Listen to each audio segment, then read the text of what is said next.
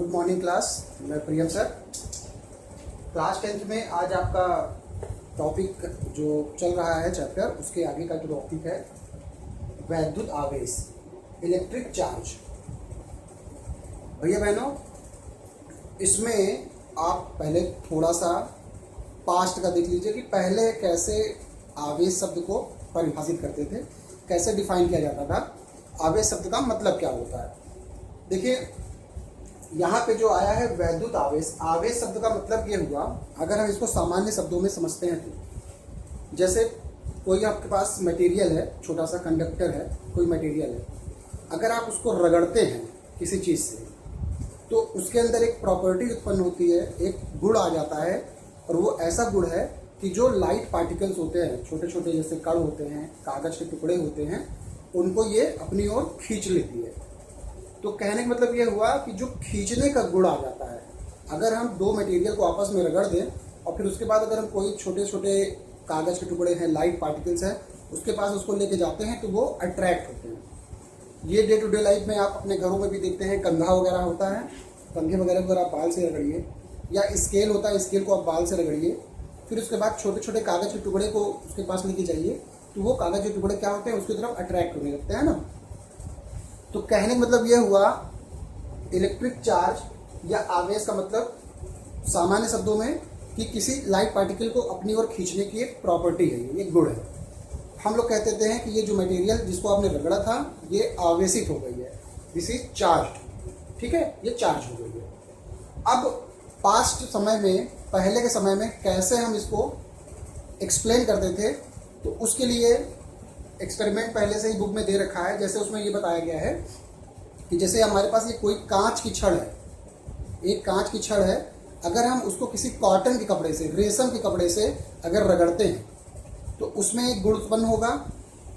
अब क्या करना है हमें, कैसे बताना है कि ये आवेश अलग अलग प्रकार के हो सकते हैं।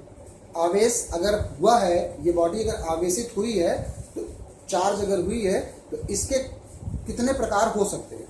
तो जैसे ये कांच की छड़ है, सपोज अगर हमने इसको किसी कॉटन के कपड़े से रगड़ा, हमने क्या किया, इसको फिर हमने इसको, जैसे ये कांच की छड़ थी, हमने इसको रगड़ कर एक जगह इसको लटका दिया। दूसरी एक कांच की छड़ लिया, उसको भी हमने कॉटन के कपड़े से रगड़ा, रगड़ने के बाद हम क्या कर रहे हैं, उसको भी इसके पास ले जाकर लटका दे रहे हैं किसी डोरी से, किसी थ्रेड से। तो हमने ये देखा कि अगर ये कांच की छड़ है, ये भी कांच की छड़ है, दोनों को अगर हमने कॉटन के कपड़े से रगड़ा था और दोनों को एक दूसरे के पास लेके जा रहे हैं, तो हम क्या देख रहे हैं कि ये वाली छड़ इधर की ओर जा रही है, ये वाली छड़ इधर की ओर जा रही है, मतलब एक दूसरे से ये भाग रहे हैं, एक दूसरे से ये दूर हो रहे हैं। अगर मान लीजिए ये कांच की छड़ है, दूसरी हमारे पास एक कोई छड़ है आबनूस की, आबनूस एक मटेरियल होता है, अगर उसका एक कोई मान लीजिए छड़ है, उसको हमने बिल्ली की खाल से, मतलब किसी हमने जानवर की खाल से रगड़ा। अब रगड़ने के बाद हम क्या कर रहे हैं, जैसे ये बिल्ली की खाल से हमने आबनूस की छड़ को रगड़ा, फिर दूसरा हमने आबनूस की छड़ को बिल्ली की खाल से रगड़ा, दोनों को पास पास लेके जा रहे हैं, तब भी हम क्या देख रहे हैं कि ये इधर भाग रहा है और ये इधर भाग रहा है। कहने का मतलब ये हुआ कि अगर हम किसी प्रकार की, अगर ये कोई रॉड है या छड़ है, अगर हमने उसको किसी दूसरे मटेरियल से रगड़ा और सेम वही रॉड अगर हमारे पास दो हैं और दोनों को एक दूसरे के पास लेके आते हैं, तो वो दोनों दूर भागते हैं। कहने का मतलब ये हुआ वो एक दूसरे को रिपल करते हैं, साइंस की लैंग्वेज में वो एक दूसरे को रिपल कर रहे हैं। फिर हमने क्या देखा इसमें कि अगर इस कांच की छड़ को, अगर हम मान लीजिए ये ये आबनूस की छड़ है, अगर कांच की छड़ को हमने कॉटन के कपड़े से रगड़ के लटका दिया और दूसरा हमारे पास आबनूस की छड़ को अगर हमने बिल्ली की खाल से रगड़ा है और दोनों को एक दूसरे के करीब लेके आते हैं, जैसे देखिए ये मान लीजिए कि ये आबनूस की छड़ हो गई, ये कांच की छड़ हो गई जिसको रेशम से रगड़ा, और ये आबनूस की छड़ हो गई जिसको हमने बिल्ली के खाल से रगड़ा। जब हम इन दोनों को आपस में एक दूसरे के करीब लाते हैं, तो ये इस ओर और ये इस ओर, दोनों एक दूसरे की ओर अट्रैक्ट हो जाते हैं। समझ में आ रहा है, ये अलग प्रकार का मटेरियल है, ये अलग प्रकार का मटेरियल है, लेकिन जब दोनों को एक दूसरे के करीब लाते हैं तो दोनों जो है एक दूसरे के करीब आ जाते हैं। कहने मतलब they all have attractive property. अगर ये एक दूसरे को अट्रैक्ट कर रहे हैं और पहले केस में क्या कर रहे थे, दोनों सेम टाइप के जो छड़ थे वो एक दूसरे को रिपल कर रहे थे, तो इससे हमने ये बताया कि जो चार्ज है, इलेक्ट्रिक चार्ज है, वो दो प्रकार के हो सकते हैं। एक तो वे जो सेम होते हैं और एक दूसरे से रिपल्सन में यूज होते हैं, उसको हम लोग कहते हैं सजातीय आवेश, सेम चार्ज। और अगर दोनों एक दूसरे के विपरीत हैं, अपोजिट चार्जेस हैं, तो वो दोनों एक दूसरे को अट्रैक्ट करेंगे। तो there are two types of charges, और उसको फिर बाद में मॉडिफाई किया गया और नाम उसको दिया गया positive charge and negative charges, या सजाती व विजाती। सजाती का मतलब जब दोनों सेम मटेरियल होंगे और एक दूसरे को रिपल करेंगे, और विजाती का मतलब जब दोनों अलग अलग मटेरियल होंगे और एक दूसरे को अट्रैक्ट करेंगे। क्लियर हुआ? तो चार्ज का मतलब क्या हुआ, किसी भी लाइट पार्टिकल को अपनी ओर अट्रैक्ट करने की प्रॉपर्टी। और कब ये अट्रैक्ट करेगी, जब इस मटेरियल को हम किसी दूसरे मटेरियल से फ्रिक्शन करते हैं, रगड़ते हैं। ठीक है, तो ये एक चीज तो आपको समझ में आ जाना चाहिए अबाउट दी चार्जेस और उसके दो प्रकार के। फिर इसके बाद आपका जो मॉडर्न फिजिक्स आया, आपने एटम के बारे में पढ़ा है। एटम कितने प्रकार के होते हैं, एटम में कौन कौन से पार्टिकल्स होते हैं, जिसको आप लोगों ने एटॉमिक स्ट्रक्चर में पढ़ा होगा। उसमें आपने देखा है कि अगर ये एटम है मेरे पास, तो एटम में एक न्यूक्लियस होता है जो पॉजिटिव चार्ज होता है, इसके अंदर एक प्रोटॉन होता है और एक न्यूट्रॉन। न्यूट्रॉन इलेक्ट्रिकली न्यूट्रल होता है, वैद्युत रूप से उदासीन होता है, और प्रोटॉन जो होता है वो पॉजिटिव होता है। और बाहर इसके जो शेल हैं, उस शेल में एक इलेक्ट्रॉन्स जो हैं वो घूमते रहते हैं ना चारों ओर। ये आपने मॉडर्न फिजिक्स में पढ़ी हुई है एटॉमिक स्ट्रक्चर में, कि एटम जो है वो पार्टिकल्स जो छोटे छोटे होते हैं उनसे कंसिस्ट होता है। न्यूक्लियस जिसमें प्रोटॉन न्यूट्रॉन होगा और उसके आउटर सेल में इलेक्ट्रॉन मूव करता है।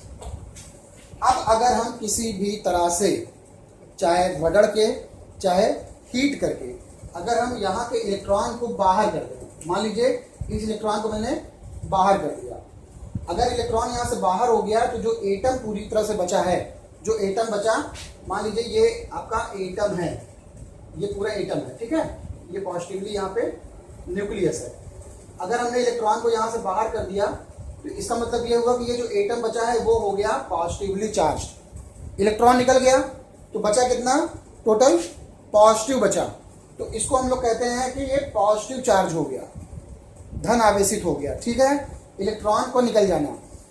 दूसरे शब्दों में हम ये कह सकते हैं कि अगर किसी एटम से इलेक्ट्रॉन बाहर चला गया तो इसका मतलब ये हुआ कि उस एटम में इलेक्ट्रॉन कम हो गया, और इलेक्ट्रॉन कम होने का मतलब ये हुआ कि एटम पॉजिटिव हो गया।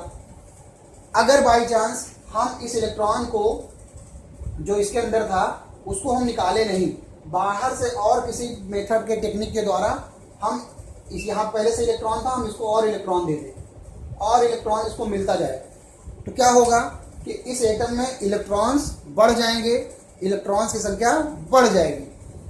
तब हम ये कहेंगे कि ये जो आपका एटम है वो ओवरऑल नेगेटिव चार्ज हो गया, मतलब उसमें इलेक्ट्रॉन्स की मात्रा ज़्यादा हो गई है। अगर इलेक्ट्रॉन्स की मात्रा ज़्यादा हो गई तो हम कह सकते हैं कि वो नेगेटिव चार्ज हो गया। तो भैया बहनों, इसमें दो प्रकार के चार्जेस आपको मिलते हैं। इलेक्ट्रिक चार्जेस दो प्रकार के होते हैं, पॉजिटिव और नेगेटिव। पॉजिटिव चार्ज कब होगा, जब एटम से इलेक्ट्रॉन बाहर चला जाएगा, और जब नेगेटिव चार्ज की बात करेंगे तो उसका मतलब ये हुआ कि उस एटम में इलेक्ट्रॉन बाहर से आ गया। तो पॉजिटिव चार्ज और नेगेटिव चार्ज। अब इसी को आप यहाँ से रिलेट कर सकते हो कि अगर मान लीजिए मेरे पास एक पॉजिटिव एटम है, दूसरा एक पॉजिटिव एटम और है, दोनों को मैं आपस में करीब लाता हूँ तो क्या होगा, दोनों एक दूसरे को रिपल करेंगे और ये दोनों दूसरे से दूर भागेंगे, है ना। तो इसको हम लोग कहेंगे सजाती आवेश। सजाती मतलब दोनों एक जैसे हैं, चाहे ये पॉजिटिव वाला केस हो चाहे ये नेगेटिव वाला केस हो। अगर नेगेटिव के आपस में लाएंगे तो वो एक दूसरे से दूर भागेंगे। तो सजाती आवेश एक दूसरे को प्रतिकर्षित करते हैं, ठीक है। Same charges always ripple each other. फिर अगर ये मान लीजिए पॉजिटिव है और दूसरा एक नेगेटिव है, तो इसको हम लोग पास पास लाएंगे तो क्या होगा, ये और ये आपस में एक दूसरे को अट्रैक्ट करेंगे। तो इसको हम लोग कहते हैं विजातीय आवेश, opposite poles. Opposite poles always attract each other. जो विजातीय होते हैं वो एक दूसरे को सदैव आकर्षित करते हैं। तो ये जो पहले आपने आग्नेय की छड़ और रेशम जो कांच की छड़ थी उसको करीब ला रहे थे तो अट्रैक्ट हो रहा था। इसका मतलब ये हुआ कि उसमें एक पॉजिटिव है और एक निगेटिव है। जब दोनों रिपल कर रहे हैं या तो दोनों कांच की छड़ होंगी या तो दोनों आबनूस की छड़ होंगी, या तो दोनों पॉजिटिव चार्ज एटम होंगे या तो दोनों निगेटिव चार्ज एटम होंगे। तो अब हम इसको और सरल शब्दों में ये कह सकते हैं कि अगर एक पॉजिटिव चार्ज और एक निगेटिव चार्ज आपस में किसी निश्चित डिस्टेंस पे लाए जाते हैं तो वो अट्रैक्ट करेंगे। अगर दोनों पॉजिटिव है या दोनों निगेटिव है एक दूसरे करीब लाएंगे तो वो रिपल करेंगे। ठीक है, तो ये है पूरा आपका वैद्युत आवेश के बारे में। इसके बाद आता है conductor material, non conductor material और सेमी कंडक्टर मटेरियल। भैया बहनों क्या होता है इनके बारे में आप जान लीजिए। आप इससे बहुत अच्छे से परिचित हैं कि चालक पदार्थ कौन से होते हैं। What do you mean by conductor material? Conductor material way material होते हैं जिसमें करंट का कंडक्शन बहुत ही अच्छे तरीके से होता है। जैसे ये मेरे पास कोई मेटल की शीट है, अगर मैं इसमें करंट का कंडक्शन करूं, मतलब अगर मैं इसको किसी बैटरी से जोड़ दूं, किसी सेल से जोड़ दूं, तो क्या होगा, इसके पूरे एरिया में करंट फ्लो होने लगेगा। करंट फ्लो होगा तो इसका मतलब ये हुआ कि ये मटेरियल कैसा है, ये कंडक्टर मटेरियल है। चालक पदार्थ वे पदार्थ होते हैं जिसमें धारा का प्रवाह सुगमता पूर्वक होता है। जैसे आपके मटेरियल्स होते हैं, मेटल शीट होती है जैसे, ठीक है, धातु। अचालक नॉन कंडक्टर वे मटेरियल होते हैं जिसमें करंट का कंडक्शन प्रॉपरली नहीं होता, या ये कह लीजिए कि बिल्कुल नहीं होता है। जैसे लकड़ी है, प्लास्टिक है, इसमें इसका रेजिस्टेंस पावर बहुत ज़्यादा होता है, ये करंट को आगे जाने नहीं देता। ठीक है, तो ये हो गया। अर्धचालक ये एक नए प्रकार का मटेरियल है जिसका प्रॉपर्टी जो होती है वो कंडक्टर और नॉन कंडक्टर दोनों की जैसी होती है। कहने मतलब ये हुआ कि अगर हम किसी कंडक्टर मटेरियल में कुछ इम्प्योरिटी, अब ये बहुत हायर क्लासेस की बात है, कंडक्टर मटेरियल में अगर हम कुछ इम्प्योरिटीज मिला देते हैं तो उसका गुण जो है कंडक्टर और नॉन कंडक्टर दोनों के जैसा काम करता है। हम अपने अकॉर्डिंग उसको बदल सकते हैं कि हम उसको कंडक्टर के जैसा बिहेवियर देखना चाहते हैं या नॉन कंडक्टर की जैसे। ठीक है, इसके लिए सेमी कंडक्टर में आता है, जैसे आपका मान लीजिए जर्मेनियम है, आर्सेनिक है, सिलिकॉन है, ये सब जो है बहुत सारे आपके सेमीकंडक्टर मटेरियल आपको आगे मिलेंगे। तो ये इंटरमीडिएट कक्षाओं में आता है। तो कहने मतलब है भैया बहनों कि इलेक्ट्रिक चार्जेस क्या होते हैं उसको आप समझ लीजिए, फिर conductor material, non conductor material और सेमीकंडक्टर मटेरियल क्या होते हैं इसको आप समझ लीजिए। ठीक है, अब इसके बाद मैं आपको बताऊंगा अबाउट द इलेक्ट्रिक करंट कि विद्युत धारा क्या होती है। ठीक है, देखिए विद्युत धारा की बात कर रहा हूं मैं, इलेक्ट्रिक करंट की बात, चार्जेस के बारे में आपने जान लिया है। अब जैसे मान लीजिए थोड़ा सा स्टैंडर्ड टेक्निक से हम पढ़ेंगे। जैसे मान लीजिए कि कोई मटेरियल है आपके पास, मेटल शीट है, ठीक है। अब हम ये इसमें देखेंगे कि मान लीजिए टी टाइम में इस मेटल में टोटल चार्जेस कितने हैं, क्यू। ठीक है, अब देखिए एक चीज आपको यहाँ पे और बता दूं, चार्जेस की बात अगर हम कभी भी करेंगे तो चार्जेस का मतलब बेसिकली होता है इलेक्ट्रॉन्स की बात करते हैं। ठीक है, मतलब कंडक्टर मटेरियल में अगर इलेक्ट्रॉन्स नहीं होंगे तो करंट नहीं होगा। तो कहने मतलब अगर करंट शब्द कहीं भी आता है तो इसका मतलब है कि वो चार्जेस के फ्लो की बात कर रहा है। और चार्जेस कौन से होते हैं, वो इलेक्ट्रॉन्स की बात हम ज़्यादा करते हैं, क्योंकि किसी भी मटेरियल में करंट का जो भी रीज़न होगा वो इलेक्ट्रॉन होता है। तो इलेक्ट्रॉन अगर नहीं जानते हैं तो करंट वगैरह की वैल्यू की मतलब नहीं रह जाता। तो कहने मतलब अब देखिए यहाँ पे कि अगर टी टाइम में इस कंडक्टर मटेरियल में क्यू चार्जेस हैं, कहने मतलब इलेक्ट्रॉन्स, अगर टोटल इलेक्ट्रॉन्स क्यू चार्जेस हैं तो इसका मतलब ये हुआ एकांक समय में मतलब यूनिट टाइम में टोटल चार्जेस कितने उसके अंदर फ्लो होंगे, क्यू अपॉन टी। इसी क्यू अपॉन टी को ही हम लोग यहाँ पे कहते हैं आई, और आई को हम लोग कहते हैं electric current. I is equal to electric current. T is time, Q is charges. कहने का मतलब ये हुआ कि किसी भी मेटल शीट में अगर टी टाइम में क्यू चार्जेस फ्लो कर रहे हैं तो यूनिट टाइम में जितना चार्ज फ्लो करेगा वही उसका करंट होगा। तो current flowing in a charges flowing in a unit time is called current. एकांक समय में जितने भी आवेशों का प्रवाह हो रहा है उसको हम लोग कहते हैं वैद्युत धारा। ठीक है, परिभाषा समझ में आ रही है। अब इसका मात्रक अगर लिखना यूनिट लिखना है तो क्या लिखोगे, क्यू को हम लोग, हाँ एक चीज और आपको बता दूं, क्यू यहाँ पे चार्जेस हैं तो क्यू का जो यूनिट होता है, क्यू का मात्रक कहलाता है कूलाम। ठीक है, ये साइंटिस्ट है, इंटरमीडिएट कक्षाओं में आपको इनके बारे में ज्यादा जानने को मिलेगा। और टी सेकेंड होता है तो आई का मात्रक जो होगा कूलाम बटा सेकेंड। एमकेएस पद्धति में इन्हीं को कहा जाता है एम्पियर। ये वैज्ञानिक एम्पियर है जिन्होंने करंट के बारे में बताया था। ठीक है, तो विद्युत धारा की परिभाषा एकांक समय में प्रवाहित होने वाले आवेशों की मात्रा को हम विद्युत धारा कहते हैं। Charges flowing in a unit time is called electric current. इसका यूनिट जो होगा एम्पियर होगा या कूलाम पर सेकेंड होगा। ठीक है, अब यहां पे एक चीज आप और देख लीजिए, ये जो इलेक्ट्रॉन्स हैं वो टोटल कितने इलेक्ट्रॉन्स किसी कंडक्टर मटेरियल में पाए जाएंगे, तो उसका जो जनरल फार्मूला होता है वो होता है Q is equal to N into E. Electron, E का मतलब हो गया इलेक्ट्रॉन्स और N का मतलब हो गया नंबर ऑफ इलेक्ट्रॉन्स, कि किसी कंडक्टर मटेरियल में टोटल कितने इलेक्ट्रॉन हो सकते हैं।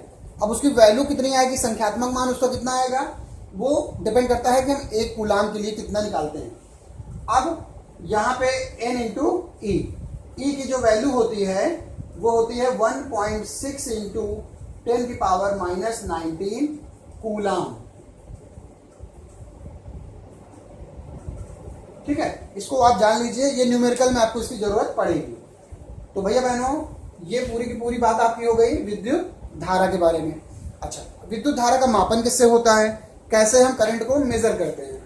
तो करंट को मेजर करने का जो डिवाइस होता है उसको हम लोग कहते हैं अमीटर। उसको हम लोग कहते हैं अमीटर। करंट को जिस भी डिवाइस से मापा जाता है उसको हम लोग अमीटर कहते हैं। जिस सर्किट में हमको करंट की वैल्यू निकालनी होती है उस सर्किट में हम एमीटर को जो है सीरीज से लगा देते हैं। जैसे ये मान लीजिए, अभी ये जनरल में बना रहा हूं, ये आगे आपको ज्यादा समझ में आएगा इसका सबका मतलब क्या होता है। जैसे मान लीजिए मैंने ये बना दिया और मैंने यहाँ पे एमीटर लगा दिया है। कोई मेरे पास बैटरी है, मैंने उसको ऐसे आपको कनेक्ट करके दिखा दिया। यहाँ पे मैंने कहीं कोई की लगा दी है। जिस भी सर्किट का आपको करंट की वैल्यू निकालनी है उसमें हम क्या करेंगे, अमीटर को सीरीज में जोड़ देंगे। कहने मतलब बैटरी का प्लस अमीटर के प्लस से और बैटरी का निगेटिव अमीटर के निगेटिव से। प्लस और माइनस की बात आपको पहले भी बताई थी कि इलेक्ट्रिकल सेल में दो टर्मिनल होते हैं, पॉजिटिव और निगेटिव चार्जेस। तो विद्युत धारा का मापन कैसे करते हैं, अमीटर के द्वारा। अमीटर एक डिवाइस होता है, गैल्वेनोमीटर डिवाइस होता है। उसके अंदर कुछ मैग्नेटिक प्रॉपर्टीज होती हैं जिसका डिटेल आपको यहाँ पे नहीं पढ़ना है, वो सब इंटरमीडिएट में पढ़ाया जाता है। लेकिन आपको जानने की जरूरत है कि अमीटर क्या होता है। तो अमीटर के बारे में आपको पता चल गया कि ये विद्युत धारा का मापन करता है, इलेक्ट्रिक करंट को ये मेजर करता है। और इसको जिस सर्किट में हमको जिसकी वैल्यू निकालनी होती है उसके सर्किट के साथ हम इसको सीरीज में कनेक्ट कर देते हैं। तो ये पूरी की पूरी प्रोसेस आपको विद्युत धारा के बारे में मैंने बता दिया है। नेक्स्ट वीडियो में मैं आपको बताऊंगा अबाउट दी वोल्टेज, ठीक है, विद्युत विभव के बारे में। Thank you.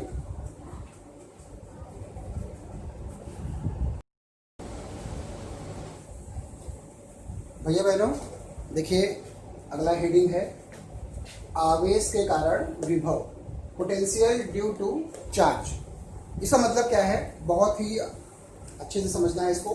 विभव शब्द आया है, अभी आपको मैंने जो बताया था अबाउट दी विद्युत धारा इलेक्ट्रिक करंट के बारे में मैंने बताया है, ठीक है। अब विभव का मतलब क्या हुआ यहाँ पे पहले आप उसको समझिए। जैसे हमने ग्रेविटी वाला चैप्टर पढ़ा हुआ क्लास 9th में कि अगर अर्थ पे कोई चीज पड़ी हुई है, suppose this is your earth, और ये कोई पड़ा हुआ, मान लीजिए कोई भी छोटा सा टुकड़ा है, ईंट है, कोई भी पार्टिकल है, अगर मुझे इसको यहाँ से मैं उठाना चाहता हूँ तो मैं इसको ऐसे उठाता हूँ, मैं छोड़ देता हूँ तो ये फिर चला जाता है नीचे, मैं इसको फिर उठाता हूँ, फिर ये नीचे चला जाता है ना।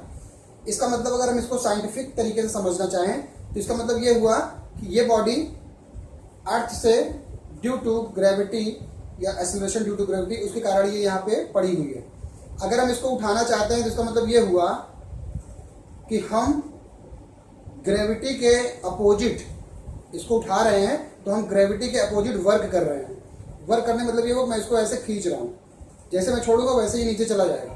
तो इसको अगर हम अर्थ से ऊपर की ओर ला रहे हैं, इसका मतलब ये हुआ कि हम ग्रेविटी के अपोजिट में कुछ वर्क करेंगे तभी ये कुछ हाइट तक ऊपर जाएगा, अदरवाइज ये नहीं जा पाएगा। ठीक इसी के पैरेलल आपको ये समझना है।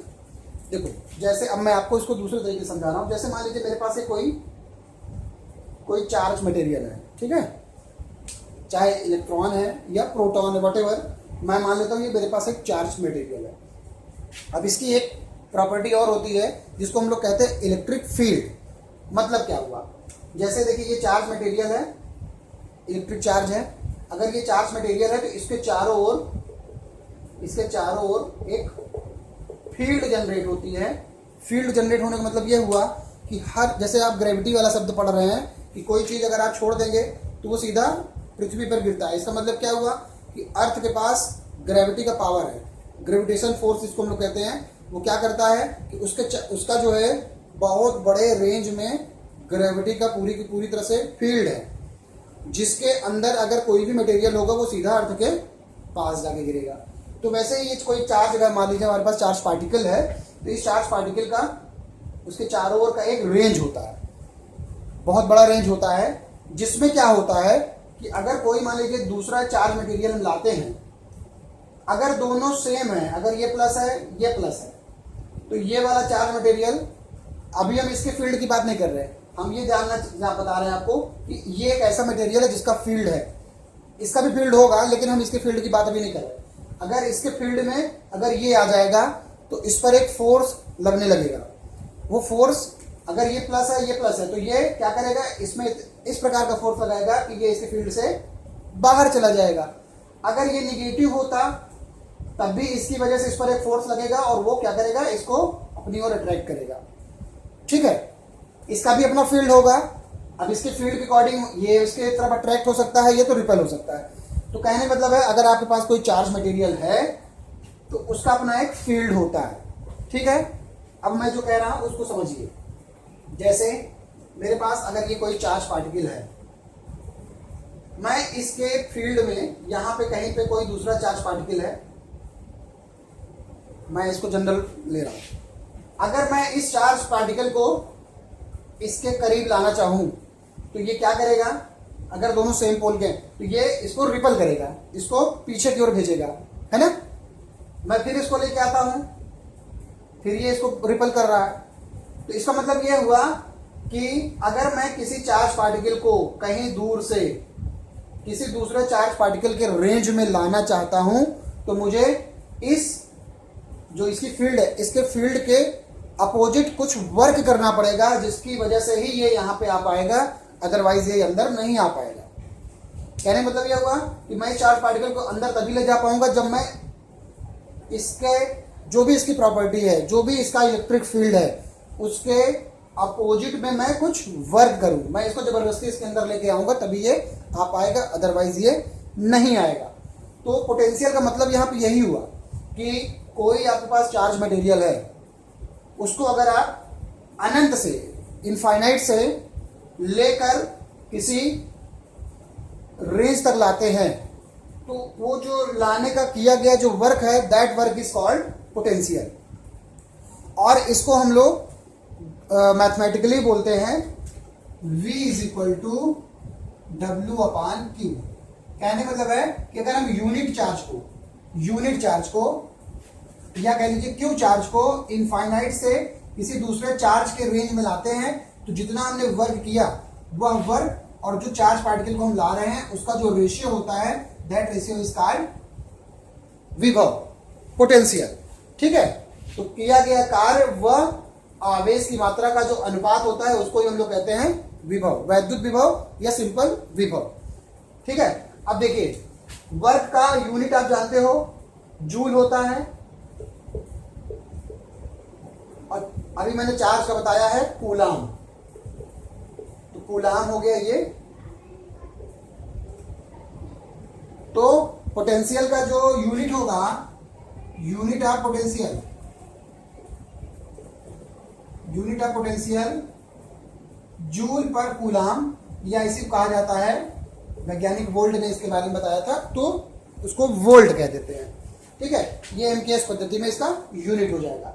तो वोल्ट का मतलब यह हुआ कि यूनिट चार्ज को अगर हम इनफाइनाइट से लाने के लिए डब्ल्यू वर्क करते हैं, या इसको और दूसरे तरीके से समझ लीजिए कि if Q is equal to 1 coulomb और W is equal to 1 joule, तो V इज इक्वल टू हो जाएगा 1 वोल्ट। तो कभी कभी पूछा जाता है कि एकांक विभव की परिभाषा दीजिए या डिफाइन 1 वोल्ट।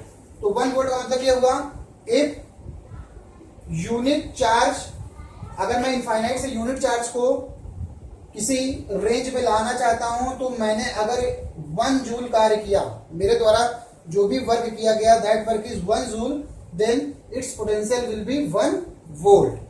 क्लियर है? एकांक आवेश को अनंत से लाने में अगर 1 जूल कार्य हम करते हैं तो विभव 1 वोल्ट होगा। अब विभव का मापन कैसे होता है? विभव का मापन हम जिस डिवाइस से करते हैं उसका नाम है वोल्ट मीटर। जैसे आपने धारा का निकाला था, धारा के लिए आपको बताया गया है अमीटर, तो वैसे ही इसका होता है वोल्ट मीटर। वोल्ट मीटर का मतलब यह हुआ ये वोल्टेज को मापता है। ठीक है, ये वोल्टेज को मापता है, और इसका भी सिंबल ऐसा होता है प्लस माइनस, 2 टर्मिनल इसमें भी होते हैं, एक प्लस और एक माइनस। इसको जिस सर्किट में हमको वैल्यू वोल्टेज की निकालनी होती है उसको हम सर्किट में इसके पैरेलल लगा देते हैं। जैसे सीरीज में लगाया था मैंने, तो इसको सीरीज में ना लगाकर बल्कि इसको हम पैरेलल कर देंगे।